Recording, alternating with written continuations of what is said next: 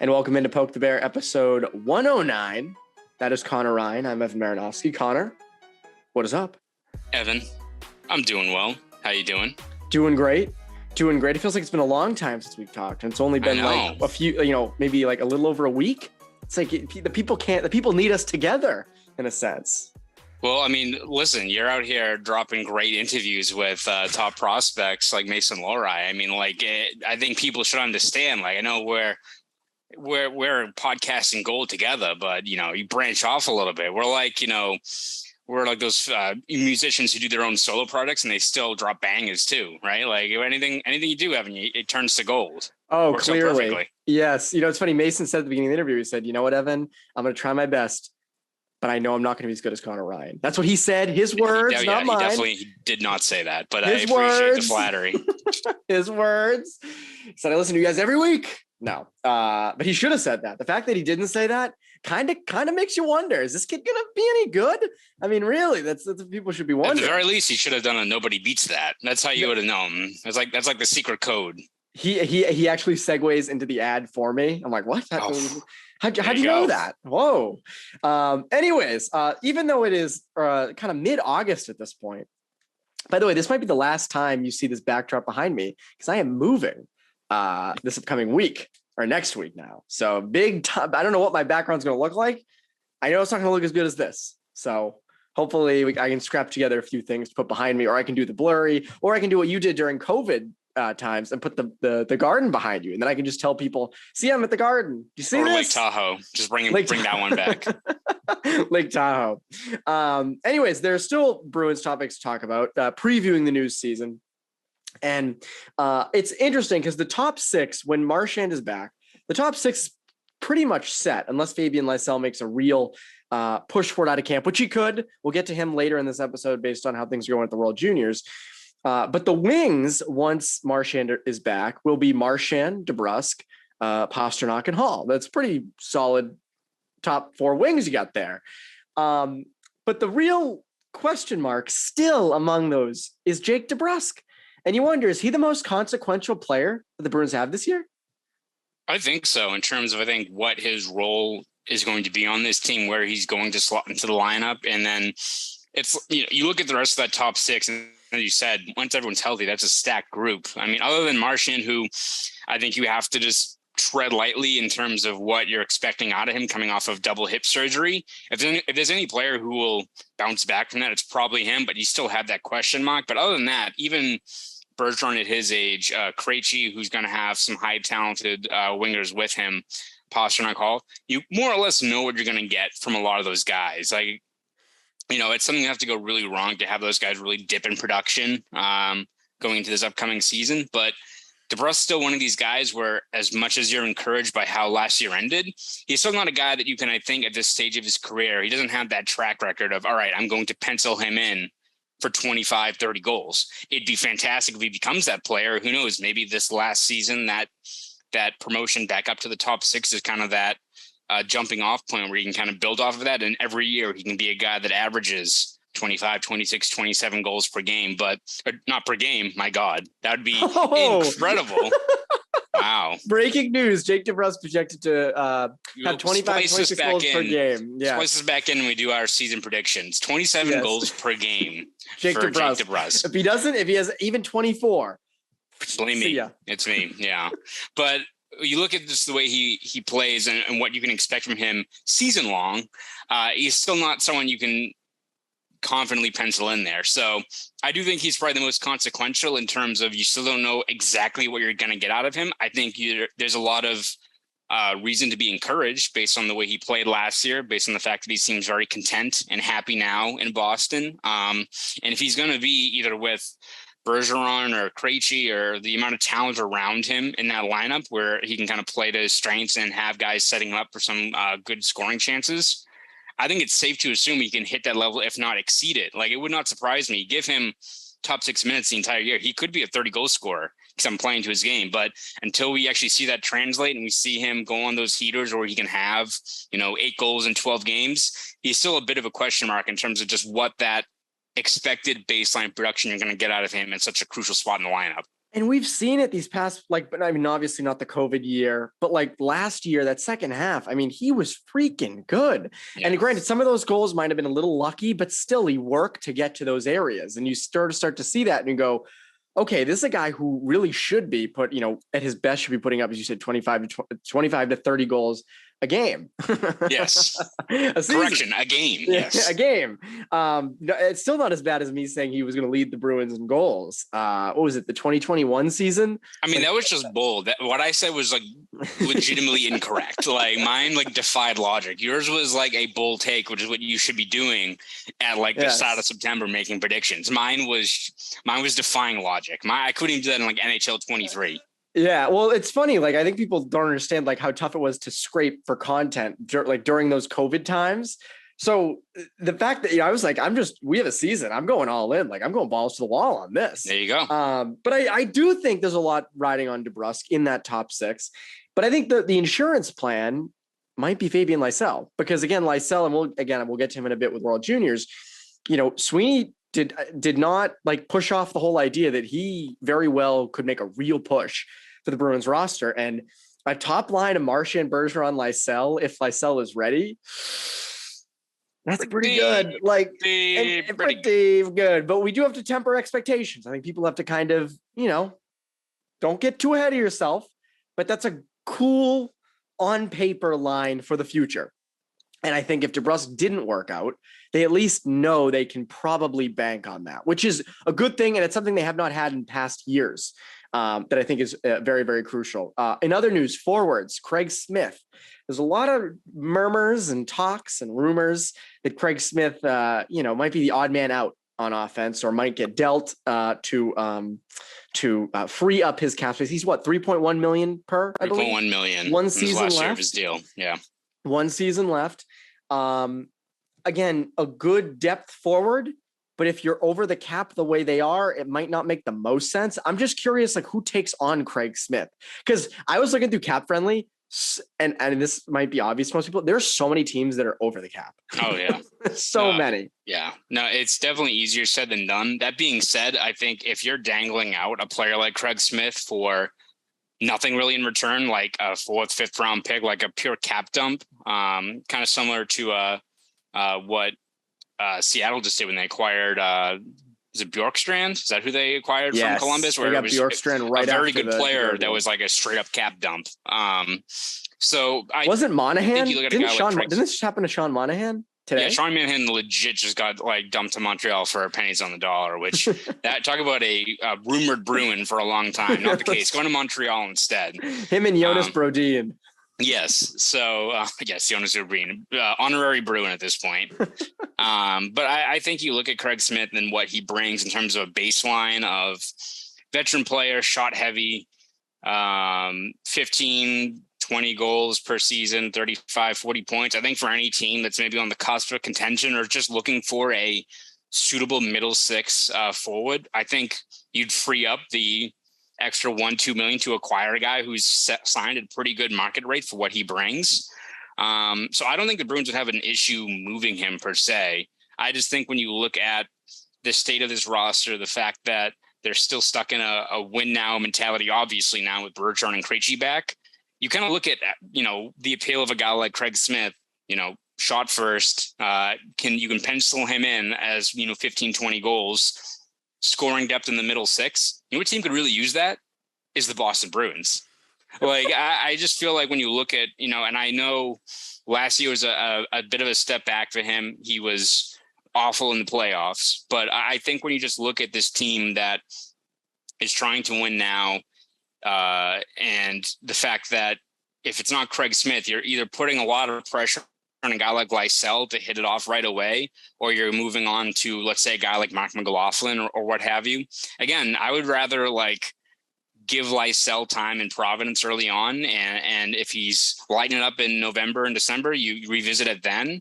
Or a guy like McLaughlin, who I think is a good player, could be an everyday NHLer, but I'd rather start him on the 4th line than just drop him in with Coyle and Zaka, whoever else it is. I just think when you just look at the fact that what Smith can bring, in this last season when you're trying to win now, coupled with the fact that I think there's other options the Bruins can take to free up cap space, whether it's maybe in an area where there's more depth, like a Mike Riley, or if it's sending a guy like Foligno to Providence or Wagner to Providence. I think there's other steps you can move and take as opposed to moving a guy like Smith, who, again, maybe he's a little bit, some people are not very high on him, but I think you just look at what he can bring in a third line role. I think there's value there. And I think there's other avenues. It's not like your entire cap crisis right now revolves around you need to move Craig Smith. There are other options that are probably better that fall in line. If this Bruins team was rebuilding or what have you, yeah, Craig Smith probably would have been gone. But I think for what he brings, I think you should look at other options first before moving a guy like him. I mean, can't you imagine if this team did really make a run to the playoffs? A line of Zacha, Coyle, and Smith on line 3 is probably a big reason why they make a big run in the playoffs. Like, again, no offense to Mark McLaughlin or these younger guys. I don't know if that's happening with them on the right side of Zacha and Coyle. And the other thing is, if Lysell is absolutely tearing the AHL apart, you could then say, hey, maybe we can move Craig Smith for an asset we actually need, because we can bring Lysell up, put him with Zacha and Coyle and let them cook, and send Smith for, I don't know, maybe you want to get maybe a depth center if you'd like, or maybe another defenseman. I don't know, get something for him, because he's going to be an unrestricted free agent. He's probably not coming back, just given the cap situation. So I don't believe in dealing him off. I think some people just want to see them do something. I think some people just want to see like the world burn, and this wouldn't obviously burn the Bruins down, but I do think people just kind of want to see something happen. I don't think this is the something. Yeah, you're essentially cutting your nose off to spite your face. Like, it's literally one of those ones where you're just doing something for the sake of doing it. And again, it's, as you said, I think when you look at this team at its potential, I'd much rather have a guy like Craig Smith on the third line, a veteran who at his worst, I think is still going to give you 13, 14 goals, and at his best could give you 20, 25. And who knows, like, you look at the way this team is early on in the year, if the Bruins aren't comfortable with Lysell and he needs seasoning in Providence, and they want to maybe move DeBrusk back over to left wing, like, you put Craig Smith on the top line, like, you could be DeBrusk, Bergeron, and Smith, and you keep the second line together. Pretty good. Like, I think just the added versatility of a guy like Smith and what he brings. We saw how good he was in a top 6 role 2 years ago with Krejci and Hall. Like, he can play up and down the lineup. And also, it's one of those ones where it was very odd at the end of last season when we had the breakup day with the team. And usually that's the day when everyone talks about injuries. He was like, oh, I was fine. But like early on in the year, he was like hindered by that. I think it was an undisclosed injury. He was dealing with something all season long. Like, I'm not trying to say that he's going to then score 27 goals per game like Jake DeBrusk. But I think when you just look at what his early role could be on this team, his track record, I mean, he's hit 15 plus goals 7 times in his career. I just think that's a guy that, if you're putting all the chips on the table for this year, keep a guy like that and find other ways to free up that cap space. You mentioned, obviously, the Bruins are over the cap. They can use LTIR to begin the season, but at some point they're going to have to make some decision that brings themselves under the cap. And also you have the trade deadline, by the way, at some point during the year, which you might want to have some room to acquire some help. It's funny, you wonder what they're going to do with the deadline. I don't want to get too far ahead of ourselves. What are they doing at the trade deadline in 2023? That's what people are talking about these days. But you have to assume they'd like some cap space for it. So who is the odd man out? How do they free up a little cap off their roster?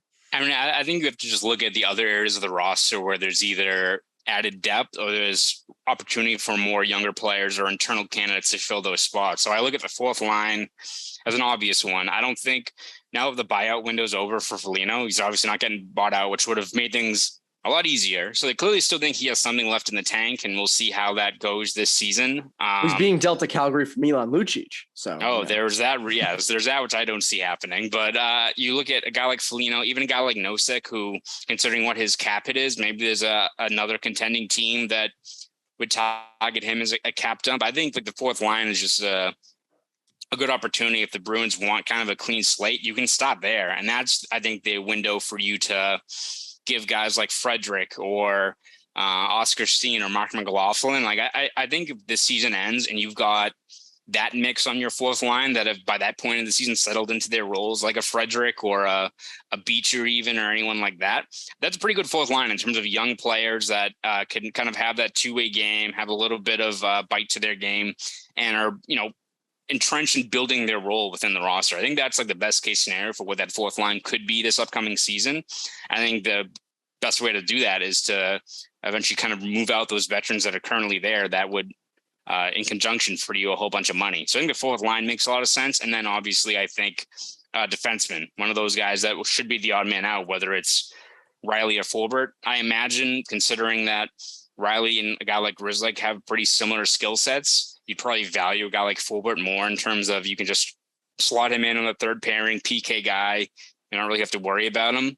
And also Riley's a guy that, as much as he struggled last year, is still a guy that, if he got like traded, there'd be like a whole bunch of graphics popping up about how like much of an analytics darling he is. Like there'd be a lot of people who would be like excited, I think, to bring in a guy like Riley who could very well bounce back. Like he had a great short stint with the Bruins in 2021, kind of struggled last year, but he's a guy that you could get value for in terms of, I don't think you have to throw draft picks as a sweetener and to move him. Like I could see like even like maybe a bad team like Chicago grab a guy like Riley, give him top 4 minutes, and then flip him at the deadline. Like, yes. you could easily do something like that. So I think it's just, you look at this team and I just think there's so many other avenues you can take as opposed to, all right, we're going to take out the 15 goal scorer on the third line in a spot in the lineup that we need production.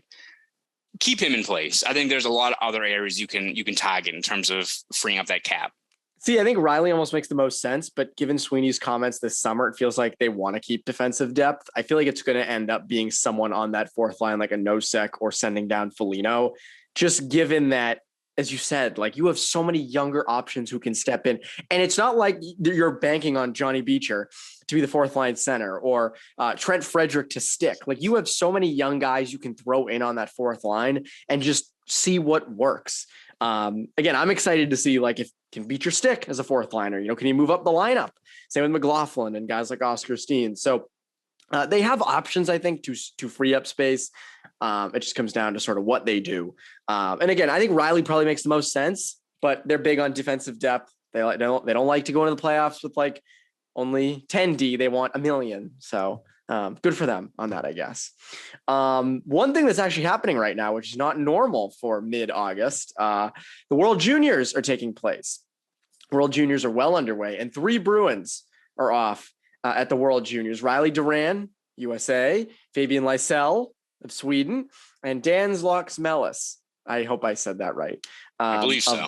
Of Latvia. I believe he's going to Northern Michigan, Mark Diver reported. That sounds about right. Yeah. I think it's Northern Michigan because I know a lot of Hockey East schools were looking at him, but he chose Northern Michigan. Good for him. But Riley Duran is the one that really seems to be standing out. Fabian Lysell had a sick goal that I actually saw our good friend Spoke Z tweeted. Our Spoke Z is in mid-season form right now with the World Juniors going on. It's got 85 screens, just like watching everything at once. I just imagine him in a room like the robot that can like move its head, like around its neck. Yes. That's Spoke Z. That's his season right now.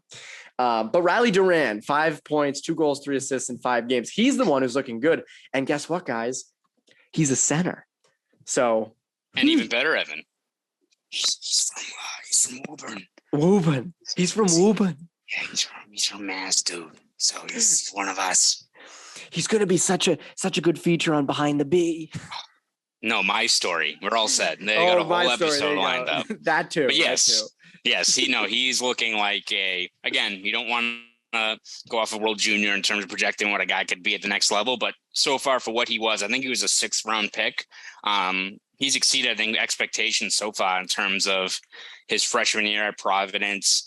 Building off of that, he seemed like kind of a dark horse candidate to even make the World Junior team, settles into a bottom 6 role, and has really kind of taken off. I mean, he's been really noticeable on the forecheck. He's putting himself in good areas of the ice to capitalize on some scoring chances. I don't think he's going to be this top 6 talent, but he looks like just another one of those many guys that I think come out of Nate Lehman's program in Providence that can develop into physical 2-way forwards that you can plug into your bottom 6 and they can be effective for a couple of years. Look at like Achari, look at Tim Schaller, all these players. He kind of fits that mold, which again, I'm sure we'll talk in another year when he's ready to make the jump and we kind of do the projections for him as a player. And I'll probably mention those kind of talents and people be like, well, he's not a top 6 talent. Like he's a 6th round pick. Like be happy that like he could be an everyday guy.